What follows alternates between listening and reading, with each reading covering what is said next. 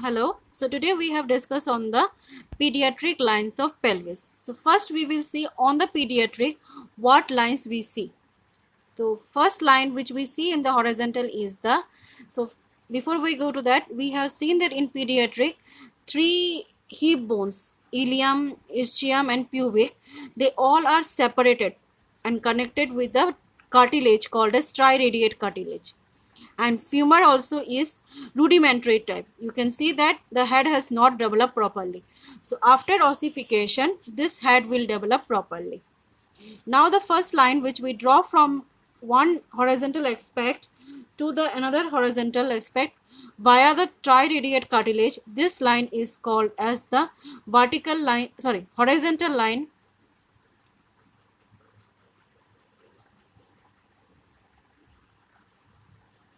horizontal line or Hill Jenner's line.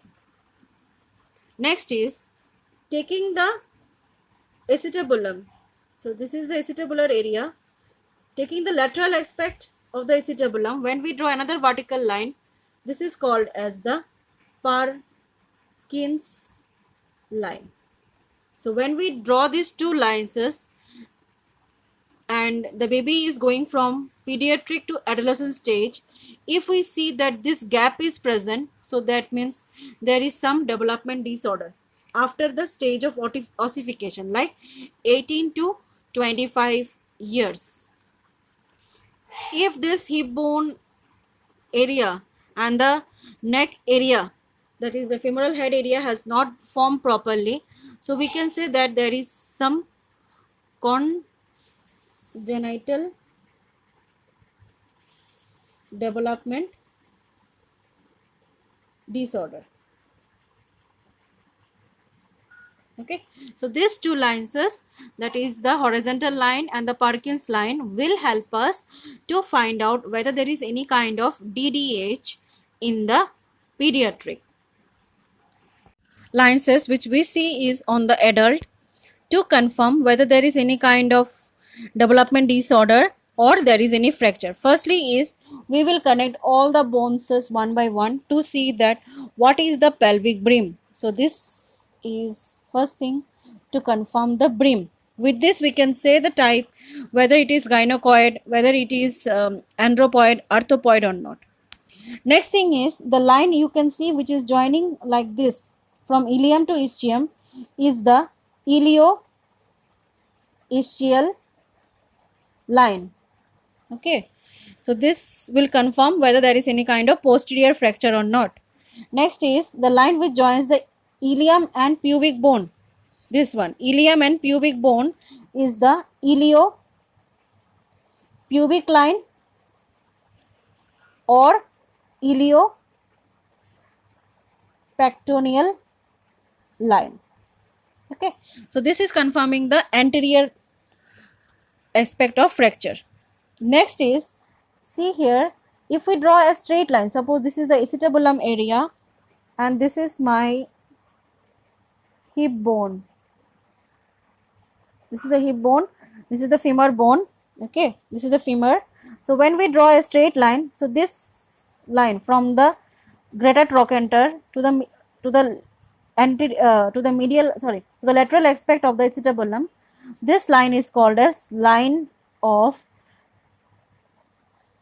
Galen. Okay, so this will confirm that whether there is any kind of SCFE. Okay, SCFE means if any patient has SCFE, this is the hip joint, so like this will be a slipped. So see here, first thing is this is happening as slipped. Next is this is the capitis area, slip of capitis. Which bone? Femur bone. In the which area? Epiphysis area. Femoral epiphysis. So slip, it will slip from the hip joint. Which portion? The head portion, that is the capitis portion of which bone? Femoral bone. And which part? The epiphysis part.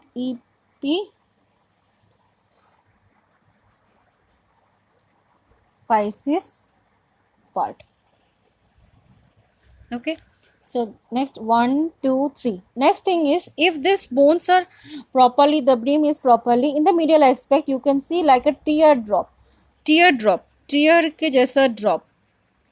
So like this type of sign to this is also confirming the fracture. So this is called as teardrop sign. Okay, so this is teardrop sign, or it is called as Waldenstrom sign. Waldenstrom sign. Okay, next thing is, in the femur bone we will look for this line from the intercapsular area to trochanteric area. Intercapsular, this is the intercapsular, this is the trochanteric, the few lines, this is called as tabacular line. Tabacular line. Okay, so these are all the explanation of the pelvic lines. In between the superior aspect, in the midline, you will see one arc shaped line. So this is called as Shenton's line. For your preference, just look out the pictures I have sent it. Okay.